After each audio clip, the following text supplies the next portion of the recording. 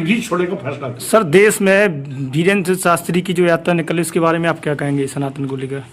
पहली बात तो कोई किसी भी धर्म का यात्रा निकाले उससे हमें कोई परहेज नहीं,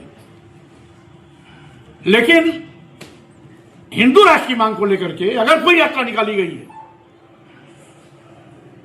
तो ऐसे लोगों के खिलाफ राष्ट्रद्रोह, देशद्रोह के आरोप में मुकदमा दर्ज कर जेल की सलाखों में भेजना चाहिए। जब 1947 आजादी के बाद भारत संप्रभु राष्ट्र बन गया, भारत का अपना संविधान बन गया, देश बंटवारे की कोशिश क्यों? राष्ट्र जो हिंदू राष्ट्र की मांग कर रहे हैं वो देश के बंटवारे का बीज बो रहे हैं, देश को बंटवारे की ओर ले जा रहे हैं।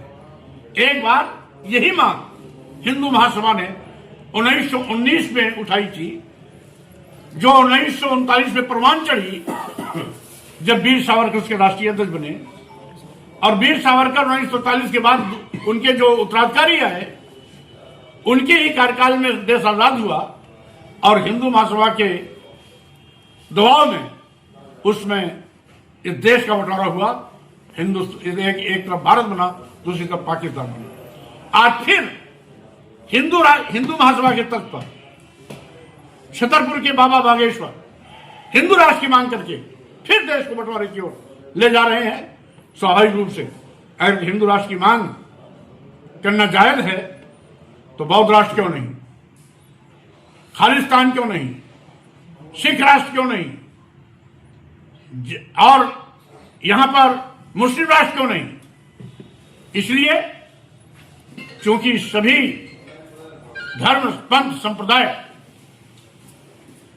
से बड़ा देश है, इसलिए किसी भी धर्म, पंथ, संप्रदाय को देश के अस्तित्व के साथ खिलवाड़ करने की छूट नहीं मिलनी चाहिए। जो भी देश को कमजोर करने की कोशिश करता है, देश को बंटवारे की ओर ले जाना चाहता है, देश के बंटवारे का बीज बो रहा है, उसके खिलाफ कड़ी से कड़ी कानूनी कार्रवाई करते हुए जेल के सलाखों में देना चाहिए।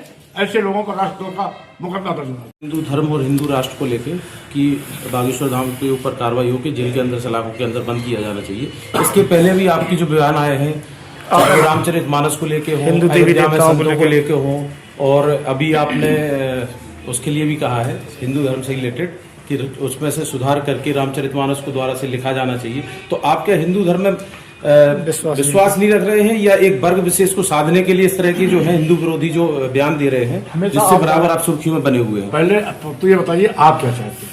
नहीं, मैं आपका इसमें तो मानस की बात हुई नहीं, इस पर नहीं, ये 2 साल पहले की बात हुई।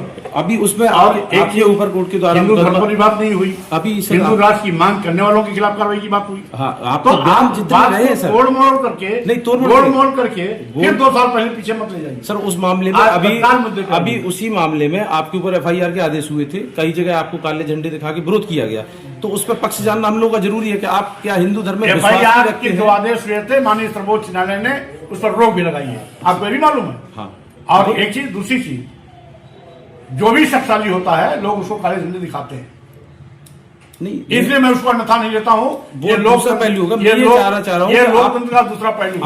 आपके बयान हैं वो ज्यादातर हिंदू धर्म या हिंदू ग्रंथ जो है उनके खिलाफ रहे, तो आप हिंदू धर्म जानते हैं ना हिंदू ग्रंथ जानते हैं। अच्छा। मैं जब भी बोलता हूँ ढोंग, डपोसला, पाखंड और धर्म के नाम पर जात विशेष को अपमानित करना, नीच कहना, अधम कहना, देश की महिलाओं, दलितों, आदिवासियों, पिछड़ों को अपमानित करना, ये धर्म नहीं।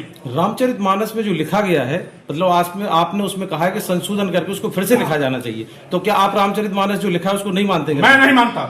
ये अगर किसी दलित, आदिवासी, पिछड़े को गाली दी जाती है वो धर्म नहीं हो सकता, और इसके लिए मैंने प्रधानमंत्री, राष्ट्रपति को भी पत्र लिख के भेजा है, ऐसे हवा में नहीं बोला। इसीलिए जिस रामचरितमानस में जय बड़ाधम तेल कुम्हारा सुपच किरात कोल कलवारा, यानी जाति सूचक शब्दों को लेकर अधम कहा गया हो, ढोल गंवार शूद्र प्रश्नारी सकल ताड़ना के अधिकारी, देश की समस्त महिलाएं और शूद्र मारने पीटने के पात्र बताए गए, जहां दलित पूजे विप्र सकल गुणहीना और पूजन शूद्र गुण ज्ञान प्रवीणा, ये दोहरा जो मानदंड है ये धर्म नहीं है। और राम की बात करते हो, राम का एक आदर्श था जो हिलने के झूठे बैर खाए थे, निषाद को गले लगाया। बाबा तुलसीदास तो कल पैदा हुए थे, राम जी तो हजारों साल पहले पैदा हुए थे।